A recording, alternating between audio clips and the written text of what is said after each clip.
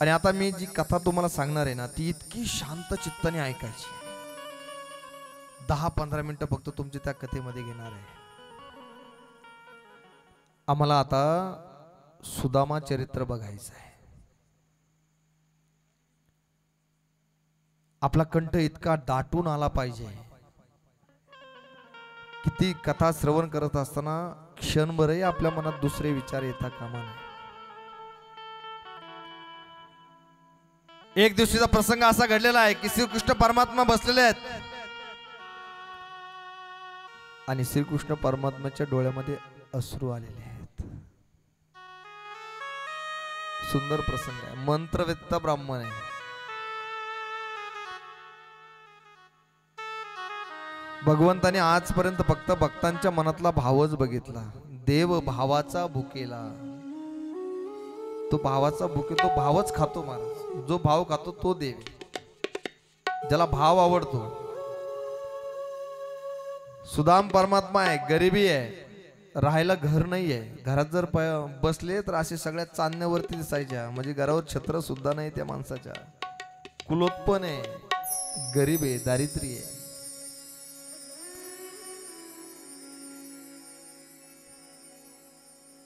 ते सुदामजी आहेत. आणि भगवान श्रीकृष्ण परमात्मा एकदा बसलेले असताना भगवान श्रीकृष्ण परमात्म्याच्या डोळ्यामध्ये अश्रू आले. फार गोड प्रकरण, लक्षपूर्वक ऐकत आता.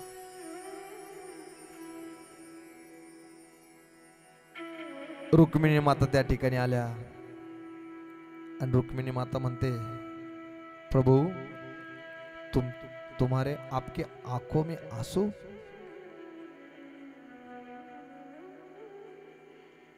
कृष्ण परमात्मा अजून रडायला लागले. रुक्मिणी मातेला कळेना नेमकं काय झालं. रुक्मिणीने विचारलं, प्रभू काय झालंय. त्यावेळेस भगवान परमात्म्याच्या तोंडामधून सहज नाव निघालं, सुदामा. कोण आहे हा सुदामा. आणि अश्रू आल्यानंतर रुक्मिणीला भगवान परमात्म्याने सांगितलं, ते बघ.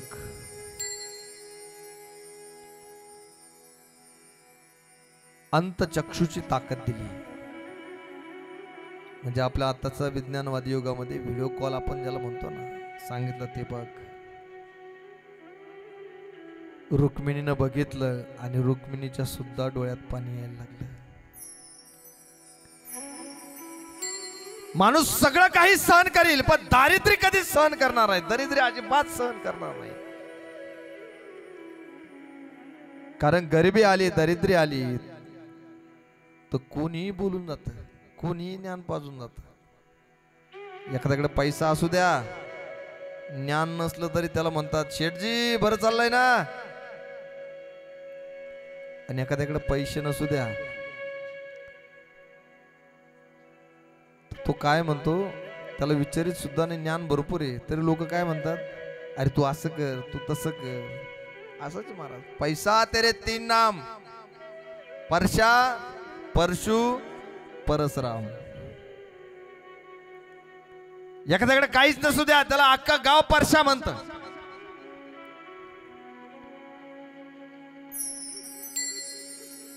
एखाद्याकडे जर 300-400 लिटर दूध चालू असलं मग त्याला परशु म्हणतात. आणि एखाद्याचा ऊस जर जायला असलं 400-500 टन, 400-500 लिटर दूध चालू आहे, तर मग त्याला काय म्हणतात, परशुराम शेठ.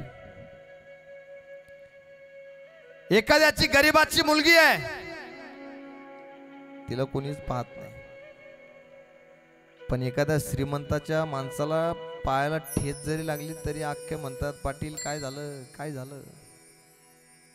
पण एखाद्या गरीबाची पोरगी पहाडावरून जरी खाली पडली तरी कोणी मौतीला सुद्धा जात नाही. ही वास्तविक परिस्थिती आहे.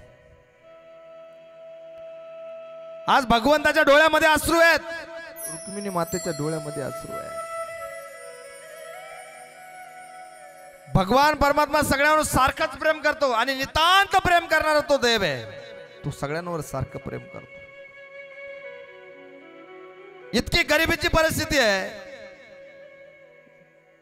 की रात्री मुलांना झोपायला असे अंगावर कपडे नसायचे अंगावर, तर त्या सुशीलेने काय करावं, सुदाम भगवंताची पत्नी सुशीला,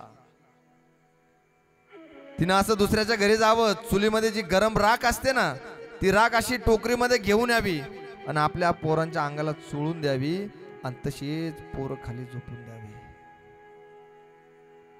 फार वाईट परिस्थिती. 15 दिवस झालेले आहेत, घरामध्ये अन्न नाही आहे. चुकून काही इकडून तिकडून थोडी भिक्षा मागून आणायची, तेच अर्ध पोटीत झोपायचं. ती रुक्मिणी माता सुद्धा देवाला म्हणे, तुम्हाला लाज वाटत नाही, एवढ्या मोठ्या राजमहालामध्ये राहता आणि बघा ना तुमचा मित्र कसा राहतोय, तुम्हाला लाज वाटत नाही. तर भगवान श्रीकृष्ण परमात्मा काय म्हणले माहितीये, रुक्मिणी मला मस्त वाईट वाटतंय, पण तुला माहित नाही ते कसं खोडेल. आणि इकडे सुशीला म्हणती, कहो तुमचा मित्र राजा आहे ना, तुम्ही का त्याला भेटायला जात नाही. त्यावेळेस सुदामजी म्हणतात, सुशीला तुम थक गई हो क्या, मी तुमच्या बरोबर अख्खा उभा आयुष्य संसार करायला तयार आहे, पण ज्यावेळेस ही लहानी लहानी लेकरं माझ्याकडे धावत धावत येतात, कमरेला मिठी मारतात आणि मला विचारतात, आई काही खायला आहे का ग, त्यावेळेस नाही जगूशी वाटत. आई सगळं सहन करील, पण लेकरांची भूक मात्र सहन करू शकत नाही. आणि मग त्या ठिकाणी सुदामजी म्हणतात, गेलो असतो मी, पण तुला माहित नाही ते किती खोड्याचे. दोघांच्याही पत्नी दोघांच्याही नवऱ्याला सांगतायत की ते किती खोडेले. आणि मग श्रीकृष्ण परमात्मा रुक्मिणीला सांगतोय आणि सुदाम परमात्मा हा सुशीलेला सांगतोय की आम्ही गुरूंच्या आश्रममध्ये शिक्षणासाठी गेलो होतो. फार लक्षपूर्वक ऐका. उज्जैनमध्ये घटना आहे, सांदीपनी गुरूंच्या आश्रमामध्ये आम्ही गुरूंच्या घरी शिक्षणाकरता गेलो होतो. आणि एक दिवसाचा प्रसंग असा घडलेला आहे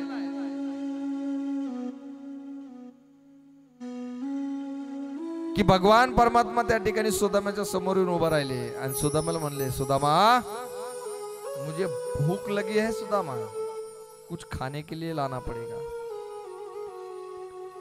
तो सुदामा म्हणे, काय करू सांग. तू आज आश्रमामध्ये चोरी करायची, स्वयंपाकगृहात जायचं, जे खायला असेल ते घेऊन यायचं, मला भूक लागली. सुदाम परमात्मा म्हणे, जाणार. गरीबाला ऐकावंच लागत सगळ्या गोष्टी महाराज. सुदाम परमात्मा गेलेले आहेत. स्वयंपाक घराचा असा दरवाजा उघडलेला आहे आणि सगळे डबे असे उचकून बघितले तर त्याला खायला असं काहीतरी लागलं होतं हाताला आणि त्यानं असं बाहेर काढलं होतं. आणि इतक्या वेळ तो उभा असणारा श्रीकृष्ण परमात्मा, ज्या गुरुमाता होत्या ना, गुरूंच्या पत्नी गुरुमाता, त्यांच्याकडे कृष्ण कन्हैया धावत धावत गेला आणि म्हणाला, माँ मुझे भूक लगी है माँ, खाने के लिए कुछ चाहिए था. तर गुरुमाता काय म्हणल्या माहितीये, गुरुमाता म्हणाल्या की लाला ये आश्रम तुम्हारा ही तो है, हा आश्रमच तुझा आहे, तुला काय खायचं ते खाऊन घे. तर ते काय म्हणलं माहितीये, माँ मी चोरी करायला काय सुदाम्यासारखा चोर आहे का. काय म्हणलं ते, हा लीला करणारा भगवंत, मी काय सुदामासारखा चोर आहे का. त्यामुळे सुदामा कस काय चोरी करू शकतो. तुम्हाला जर खरं वाटत असेल चला माझ्या बरोबर, मला सांगा चोरी करायला कोणी लावलं होतं. देव असाच आहे महाराज. गुरुमाता त्या ठिकाणी आला तर याला असं हातामध्ये खायला काहीतरी लागलं होतं सुदाम्याला आणि असं बरोबर पाठीमागे लपून ठेवलं. तर गुरुमाता आतमध्ये आल्या आणि पहिला प्रश्न सुदामजीला विचारला. इतका विश्वास होता त्या सुदामावर म्हणून पहिला प्रश्न विचारला, सुदामा चोरी किसके लिए की, कुणासाठी चोरी केली. माँ भूक लगी थी, भूखा हो गया था, फार भूक लागली होती. नाही सुदामा, मी इतक्या दिवसापासून तुला पाहते, आश्रमातल्या तू विचारल्याशिवाय आश्रमातल्या एकाही वस्तूला तू कधी हात लावला नाही, तू चोरीच करू शकत नाही, मला माहिती आहे. तर कृष्ण परमात्मा त्या गुरुमाता होत्या ना, त्यांच्या पाठीमागे उभं राहून काय म्हणायचं माहिती का सुदाम्याला? माझं नाव सांग, माझं नाव सांग. काय म्हणायचं? माझं नाव सांग. सुदाम्याने डोळे बंद केले. देवा, अरे लहान असताना यशोदा माईनं या खोड्यापायी तुला किती वेळेस मारला असेल रे. त्यावेळेस तू कधी आमचे नाव कधी घेतले नाही, आणि आज आम्ही आमच्या स्वार्था करता तुझं नाव घ्यावं. याला म्हणतात खरी मैत्री महाराज. नाही तर आमची भिकारी मैत्री आहे. भिकारी पैसे संपले का आमची मैत्री संपते. सुदाम देवासारखी मैत्री असावी, श्रीकृष्ण परमात्मा सारखी मैत्री असावी. आम्ही मैत्री दिन साजरा करतो, त्या सुदाम्या परमात्मा आणि श्रीकृष्ण परमात्म्याचा आदर्श आम्ही घेतला पाहिजे आमची मैत्री टिकवण्याकरता. याला मैत्री म्हणतात. दुःख अडवायला उंबऱ्या सारिका मित्र बनव्यामध्ये गारव्यासारखा.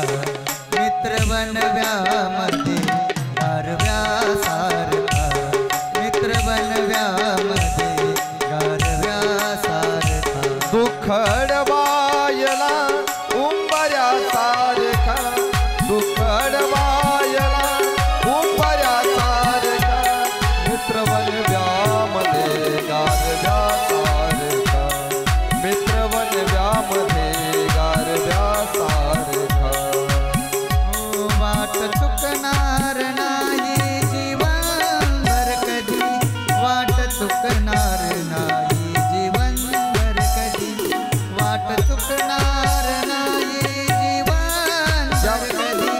वाट चुकणार नाही जीवनभर कधी. एक तू मित्र कर आरुषा सारिका.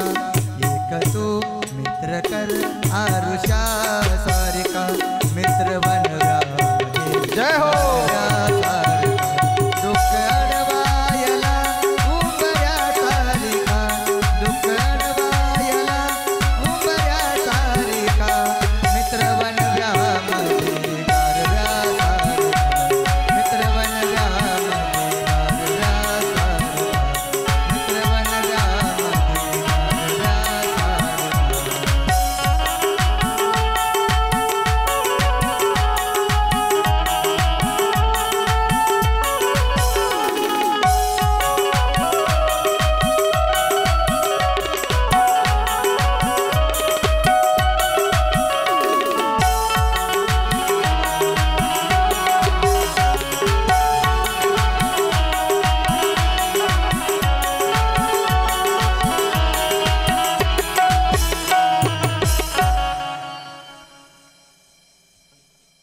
सुदाम परमात्मा आणि भगवान श्रीकृष्ण परमात्मा सारखी आमची मैत्री असली पाहिजे.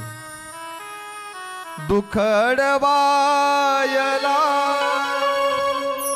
उंबऱ्या सारखा.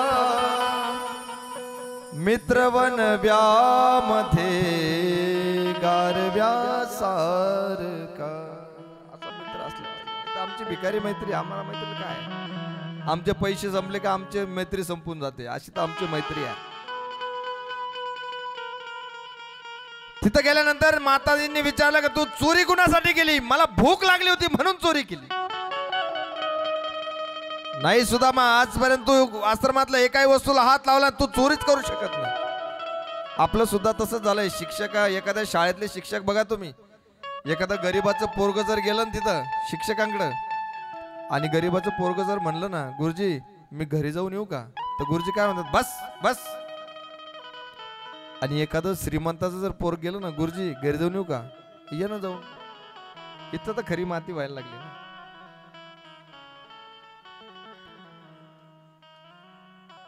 माताजी म्हणतायत कि सुदामा चोरी करना पाप है, तुम्हें पता नहीं? मुझे पता है माँ, चोरी करना पाप है, लेकिन भूखा हो गया था इसलिए चोरी की. सुदामा याच्याकरता शिक्षा आहे. तुम्ही जी शिक्षा दिल ते मी भोगायला तयार आहे. सुदामा, आज संध्याकाळी स्वयंपाकाला जेवढे सरपण लागेल तेवढं तू तोडून आणायचं. हा म्हणाला काय हरकत नाही, जातो मी. तो सुदामा अरण्यामध्ये गेलेला आहे. पावसाळ्याचे दिवस आहेत, पाऊस चालू होता, थंडी वाजत होती. त्यांना असं कुऱ्हाड खांद्यावर टाकली आणि चालला. कृष्ण म्हणला मी येतो. तो तू नाही यायच, मी एकटाच जाणार. तो सुदामा अरण्यामध्ये गेला. पाऊस पडत होता. एका झाडाच्या खाली उभा राहिला. कृष्ण परमात्मा सुद्धा त्याच्या पाठीमागे गेला आणि झाडाच्या बॅक साईडला उभा राहिला, म्हणजे दुसऱ्या बाजूला. दोघंही एकमेकाला दिसत नाही. पण त्या ठिकाणी सुदाम परमात्माच्या हातामध्ये काहीतरी खाण्याकरता होतं. त्यांना असं खात होता तर दात असे कडकड कडकड वाजत होते. खाण्याचा आवाज येतो. कृष्ण परमात्मा म्हणला सुदामा क्या खा रहे हो? सुदाम देव म्हणाले कुछ भी तो नाही. मग दात कशाने वाजतायत? अरे एवढी थंडी पडली, त्या थंडीने दात वाजतायत. तर कृष्ण काय म्हणाला माहितीये? कृष्ण म्हणाला की जो माझ्या हिश्श्याचं खातो ना त्याला मी माझ्या दारात भीक मागल्याशिवाय काहीच देत नाही. गरिबी असते पण ते स्वाभिमानी असतात. टाकून दिली ती वस्तू आणि कृष्णाच्या समोर आला. काय म्हणला म्हण रे परत? तो सुदामा म्हणला जो माझ्याकडे येऊन भीक मागून माझ्या हिश्श्याचं खातो तो भीक मागून मागितल्याशिवाय मी त्याला काही देत नाही. सुदाम परमात्मा म्हणे तू देव आहे. मी तुझ्या पायाची शपथ घेऊन सांगतो परत तुझ्या दारात कधीच येणार नाही. कृष्ण परमात्म्याला वाटलं याला फार राग आलेला दिसतोय. मग कृष्ण परमात्म्याने एक छोटीशी मूर्ती रंगनाथाची, माहिती आहे ना कुठला? लंगडा ग माहिती ना, असा लंगडा रंगनाथ आपल्या देवाऱ्यात असतो बघा. आणि त्या सुदामाला सांगितलं तुला काही अडचण आली तर फक्त तू या मूर्तीकडे जरी मागितलं तर सगळं काही मिळेल. तो सुदामा किती स्वाभिमानी बघा ना. देवा तू देतोय म्हणून मी स्वीकारतोय, नाही तर मला गरज नाही. मी तुझ्या दारामध्ये सुद्धा येणार नाही. तुझ्या पायाची शपथ घेऊन सांगतो. शपथच घेतली. आणि एक दिवशीचा प्रसंग असा घडला की ही कथा रुक्मिणीला श्रीकृष्ण परमात्मा सांगत होते आणि सुशीला सुदामजी सांगत होते. ते किती खोडेले तेव्हापासून बाजूला निघून गेले. तर या दोघी ज्या महिला होत्या ना, स्त्रिया, त्यांचा स्त्री स्वभाव जागा झाला. आणि सुशीला म्हणली एवढा घमंडी का तुमचा मित्र तो, आजपासून त्याचं नाव सुद्धा घ्यायचं नाही. आणि रुक्मिणी म्हणली तो असा आहे काय, परत नावच नाही घ्यायचं. म्हणून ते बाजूला निघून गेले. असेच काही दिवस झाले आणि भगवान परमात्मा बसले इतके रडतायत. कारण आज सुदाम्याचा परीक्षेचा शेवटचा दिवस आहे. शेवटचा दिवस.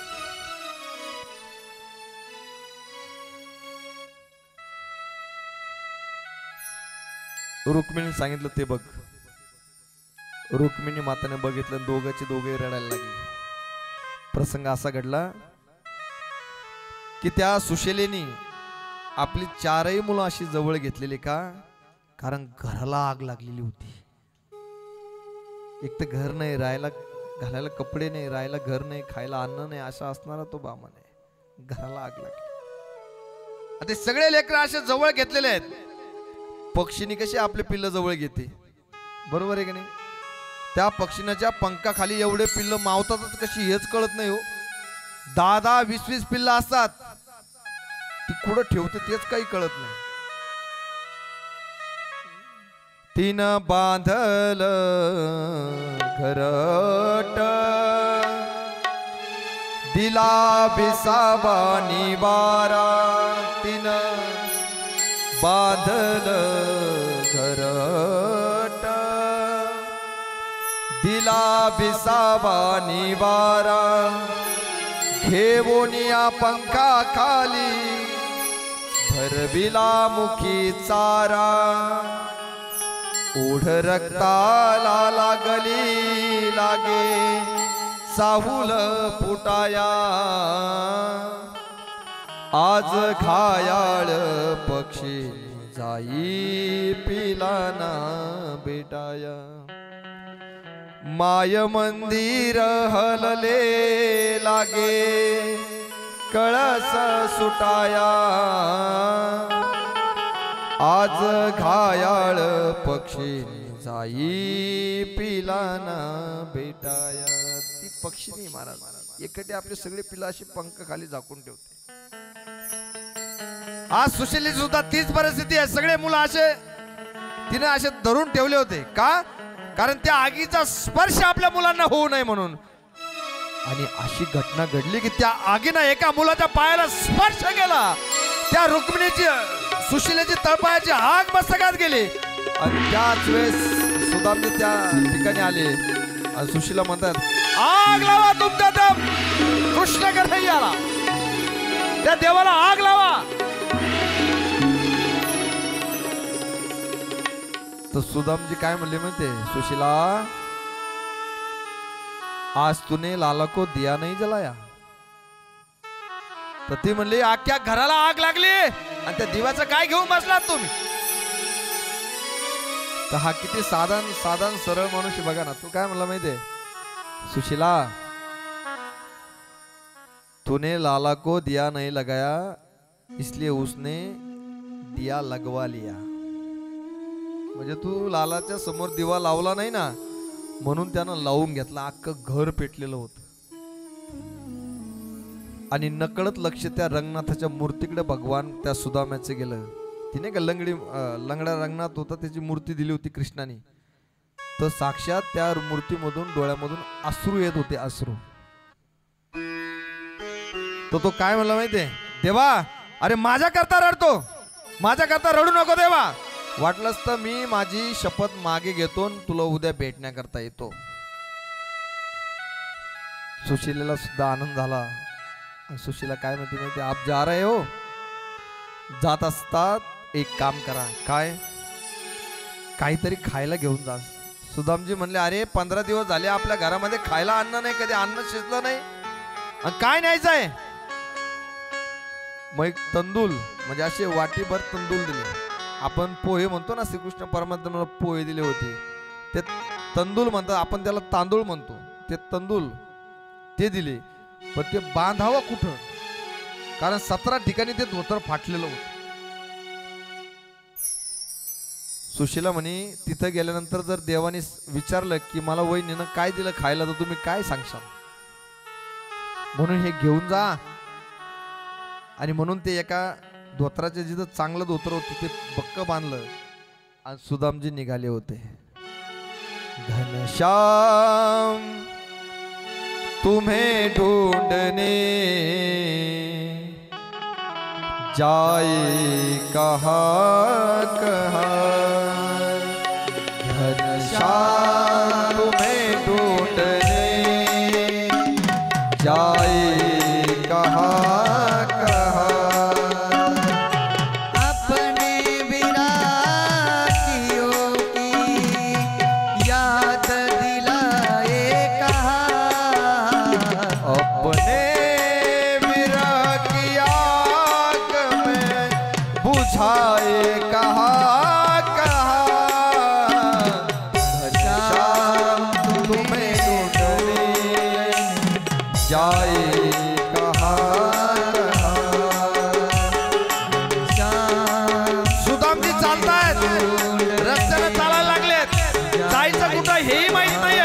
फक्त चालताय.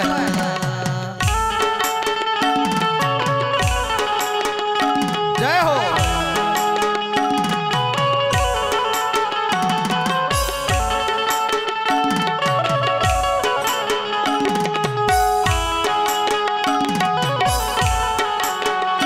घनश्याम तुम्हें ढूंढने जाए कहाँ कहाँ.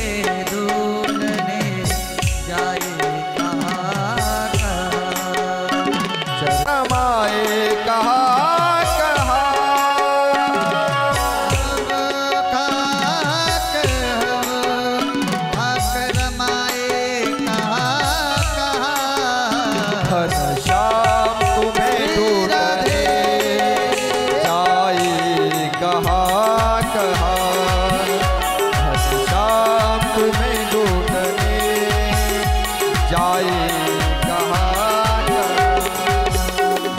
श्याम तुम्हें ढूंढने जाए कहाँ घनश्याम। भगवान श्री कृष्ण परमात्माला कळलं की सुदाम येतोय. भगवान श्री कृष्ण परमात्मा ने ऑर्डर सुनली, सांगितलं कि द्वारिका को इतना सजाओ जैसा कि नंद बाबा ने सजाया था गोकुल को जब हम पैदा हुए थे. आणि म्हणून त्या ठिकाणी सांगितलेलं आहे की माझा सुदामा येतोय.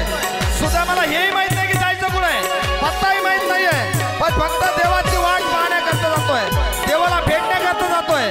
पायामध्ये काटा टोचतायत, आता चालवत नाहीये तरी सुद्धा तो सुदाम चालतोय. एक वेळचा प्रसंग असा घडला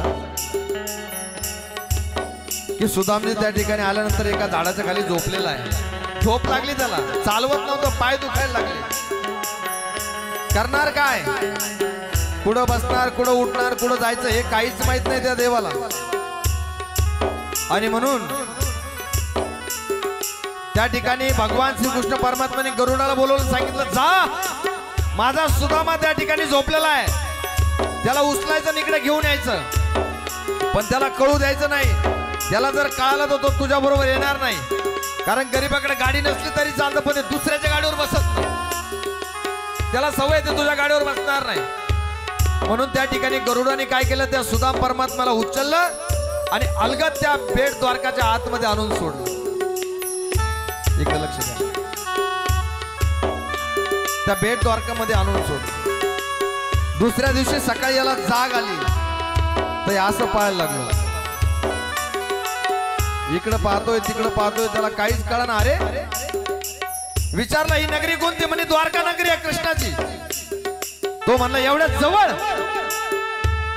जवळ होती, मला जर माहित असतं तर कित्येक वेळा आलो असतो, मला अजूनही माहित नाही, एवढं त्याला कळालं नाही ते. म्हणून त्या ठिकाणी लंगडत भगवान श्रीकृष्ण परमात्म्याच्या द्वारके नगरीपर्यंत आलेला आहे. आणि तो काय म्हणतो माहित आहे त्या सैनिकांना की मला आतमध्ये जायचं आहे. जाऊन सांगा त्या श्रीकृष्णाला की तुझा मित्र सुदामा आलेला आहे. तर ते सैनिक काय म्हणते, पळ इथून, तुझ्यासारखे कित्येक येत आणि कित्येक जात आहेत. तो म्हणला, अरे जा एकदा सांगा तर खरी. भगवान श्रीकृष्ण परमात्म्याने सांगितलं होतं की असा एक ब्राह्मण येईल, तो आल्यानंतर मला फक्त येऊन सांगायचं. म्हणून त्या ठिकाणी एक द्वारपाल धावत श्रीकृष्ण परमात्म्याकडे येत आहेत. द्वारकाधीश भगवान, एक द्वारपाल पळत त्या ठिकाणी येतोय श्रीकृष्ण परमात्म्याकडे. आणि श्रीकृष्ण परमात्म्याच्या समोर आल्यानंतर श्रीकृष्ण परमात्म्याला त्यानं सांगितलं की असा एक ब्राह्मण आहे, कुलोत्पन्न आहे, दारिद्र्य आहे. तो म्हणतोय की मी कृष्णाचा मित्र आहे, त्याला जाऊन सांगा माझं नाव सुदामा आहे. आणि तो सुद्धा त्या ठिकाणी द्वारपालना तो सुदामा म्हणतो, अरे द्वारपालो कन्हैया से कह दो, दर पे सुदामा गरीबा गया है, दर पे सुदामा गरीबा गया है. भटकते न जाने कहाँ से तुम्हारे महल के करीब आ गया है. सुनते ही दौड़े चले आए मोहन, लगाया गले को सुदामा को मोहन, लगाया गले से सुदामा को मोहन. त्या द्वारपालाने श्रीकृष्ण परमात्म्याला सांगितलं की ब्राह्मण आलेला आहे. तो म्हणतो मी कृष्णाचा मित्र आहे, जाऊन सांगा माझं नाव सुदामा आहे. एवढा शब्द कृष्ण परमात्म्याने ऐकला. धावत श्रीकृष्ण परमात्मा जात आहेत द्वारपालाजवळ. आणि त्या ठिकाणी गेल्यानंतर साक्षात तिला अशी भेट त्या ठिकाणी होते. दोघांनी एकमेकाला बघितलंय, अंतःकरणामध्ये सामावून घेतलं आणि दोघांनी एकमेकाला आलिंगन दिलंय. बोलिए श्रीकृष्ण भगवान की. सुनते ही दौड़े चले आए मोहन, लगाया गले को सुदामा को मोह लगाया गले से सुदामा को मोह लगाया गले को सुदामा को मोह। त्या ठिकाणी रथ आलेला आहे, भगवान परमात्म्याने रथामध्ये त्या सुदाम परमात्म्याला बसवलेलं आहे आणि त्या ठिकाणी स्वतःचे हात असे खाली ठेवलेले आहेत, हात खाली ठेवलेले आहेत आणि सुदाम परमात्म्याने आपले पाय त्या कृष्ण परमात्म्याच्या हातावर ठेवलेले आहेत।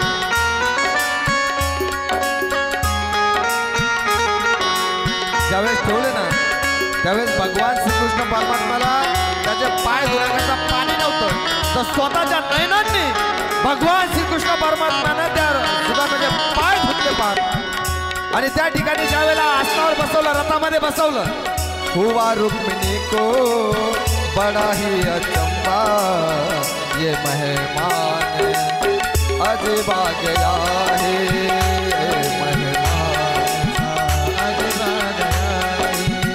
बराबर में अपने सुदामा बिठाए चरणासू से श्याम के बुलाए।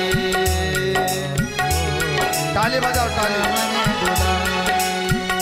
त्या रुक्मिणीचं डोकं जाम झालं, अरे हा बाबा कधी देवपूजा करत नाही आणि आज असा कोण ब्राह्मण आलाय, या साक्षात तो देव कृष्ण कन्हैया आज त्याचे पाय धुतोय। पाय कसे धुतो? आसुरींनी पाय धुतले, आसुरींनी स्वतःच्या नयनांनी, पात्र सुद्धा नव्हतं त्या ठिकाणी। त्यावेळेस रुक्मिणीला सुद्धा असं वाटलं होतं, आश्चर्य वाटलं होतं, त्याचं वर्णन या ठिकाणी होत आहे।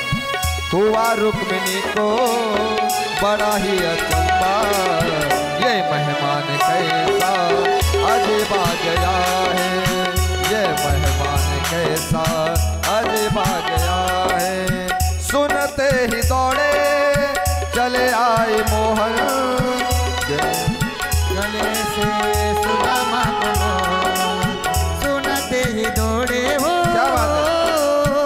चले आए मोहन जय हो। लगाया गले से सुदामा को मोह न घबराओ प्यारे ताली, ताली।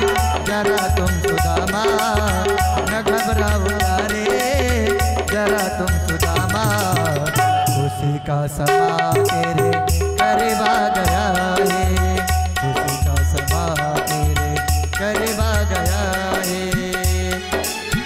अरे द्वार पालो कन्हैया को कह दो दर पे सुदामा करीब आ गया है, दर पे सुदामा करीब आ गया है। दर पे सुदामा क्या बात है? करीब आ गया है, दर पे सुदामा करीब आ गया है। भगवान श्रीकृष्ण परमात्म्याने त्या सुदामजीला आपल्या राजमहालामध्ये आणलेलं आणि आसनावर बसवलेलं आहे। भगवान श्रीकृष्ण परमात्म्याने ऑर्डर सोडली, ऑर्डर, जा पाय धुवायला काहीतरी घेऊन या। ते लवकर येत नाही तर भगवान श्रीकृष्ण परमात्मा असा खाली बसला चरणाजवळ। भगवान परमात्मा चरणाजवळ बसलेले आहेत।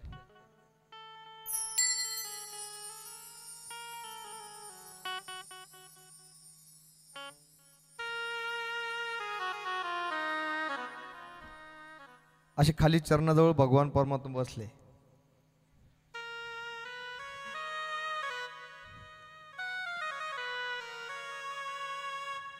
आणि भगवान परमात्म्याने असे जोपर्यंत पाणी येत नाही ना तोपर्यंत असे पाय हातात मध्ये घेतले आणि असे हळूवार तळपायावरून हात फिरवला तर असे काटे टोचलेले दिसले। ज्या श्रीकृष्ण परमात्म्याने आपण सुद्धा आपलं सक्क पोरग जरी असलं तरी पायातले काटे आपण काढत नाही, आज देवानं आपल्या मित्राचे सुदाम्याचे पाय असे हातामध्ये घेतले, एक एक काटा काढत होते। त्यातला एक काटा असा मध्ये घुसलेला होता, हाताला लागायचा पण निघतच नव्हता। तर स्वतःच्या दाताने भगवान श्रीकृष्ण परमात्म्याने त्या सुदामाच्या पायातले काटे काढले। महाराज, याला म्हणतात भक्त आणि याला म्हणतात देव, लक्षात घ्या। आणि मग त्या ठिकाणी जेवणाचं ताट केलंय, दोघे आता आसनावर बसलेले गप्पा मारतायत, सगळे विचारपूस चालू आहे। जेवणासाठी ताट वाढलं. मला सांगा, ज्याची मुलं ज्याची बायको उपाशी आहेत 4 दिवस झाले, त्याला खरंच अन्नाचा एक घास तरी खाली उतरेल का हो? तो पाहतोय, जेवत नाही सुदामा, हात सुद्धा लावत नाहीये. देवानं विचारलं, सुदामा अरे लग्न वगैरे केलं की नाही? सुदामा म्हणे, केलं ना, माझ्या पत्नीचं नाव सुशीला आहे. विचारलं तरी सांगितलं. काही मुलं वगैरे? हा 4 मुलं झालीत ना. किती झाली ते विचारलं तरी सांगितलं. अशाच गप्पा झाल्यानंतर भगवान श्रीकृष्ण परमात्म्याने त्या ठिकाणी झोपण्याकरता आसन दिलेलं आहे आणि सुदामा असा बसलेला आहे मस्तपैकी आसनावर.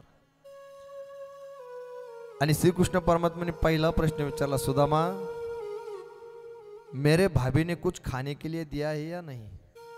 त्या सुदामाच्या डोळ्यात पाणी आलं. महाराज, सुशीला तुझी भक्ती खरी आहे. सुशीला, तुला माहित होता देव काहीतरी मागणार आहे, त्या आधीच तू मला देऊन टाकलं.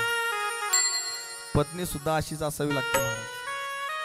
तिनं सांगितलं होतं काहीतरी घेऊन जा. आपली गरिबी लोकांच्या घरी दाखवायची नाही, आपल्या घरी आपली गरिबी. ते दाखवतच नव्हतं, असं गठुडं माग करून ठेवायचं. भगवान श्रीकृष्ण परमात्म्याला कळालं की याच्याकडे काहीतरी आहे, म्हणून त्यानं असं हिसकून घेतलं त्या गोष्टी. असे तंदूल त्या ठिकाणी हातामध्ये घेतले आणि एक एक तंदूल त्या श्रीकृष्ण परमात्मा खातोय. रुक्मिणीला असं वाटलं, यानं जर सगळे तांदूळ जर खाऊन घेतले तर सगळी संपदा त्याला देऊन टाकतील, म्हणून असं हिसकावण्याचा प्रयत्न केला. ते तांदूळ तसेच खाली पडले. भगवान श्रीकृष्ण परमात्मा राग आला, पण भगवान श्रीकृष्ण परमात्मा खाली बसले आणि एक एक कण असे उचलून स्वतः असे खातायत. एक एक कण, याला म्हणतात भक्ताच्या मनातील भाव.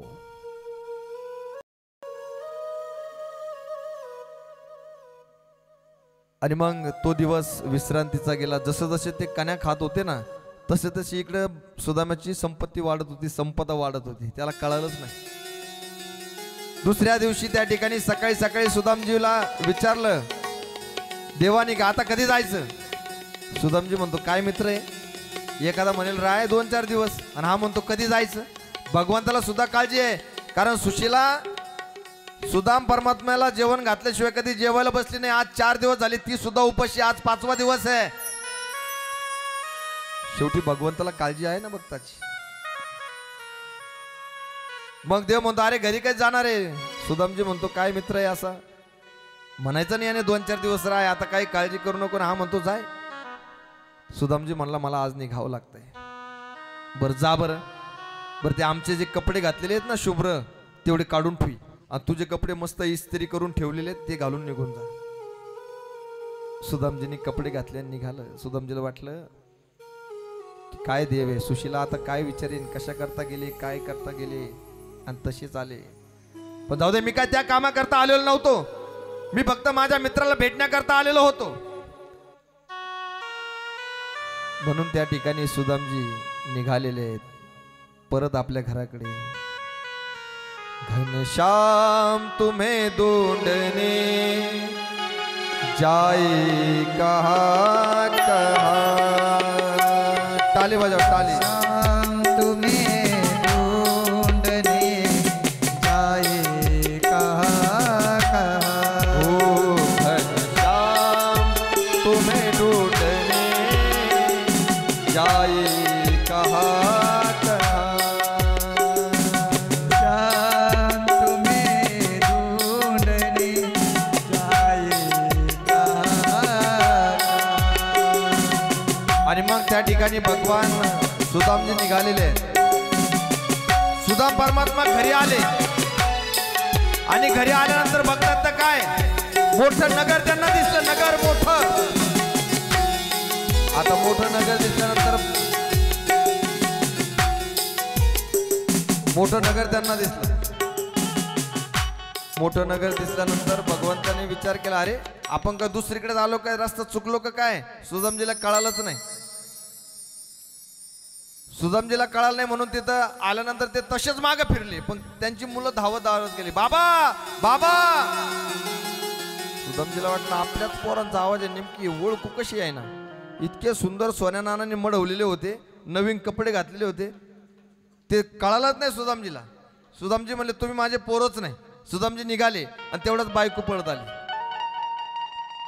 बायको आल्यानंतर ती इतकी पिवळी धमुक दिसायची, सोनं नाणं इतकं घातलेलं होतं, अलंकार इतकी पिवळी दिसायला लागली. एरवी आपल्या शेतकऱ्याच्या आणि गरीबाच्या बायका ह्या फक्त कावीळ झाल्यावर पिवळं दिसतात, नाही तर आपलं अख्खं सोनं ते येर खांद्यालाच निघून जात.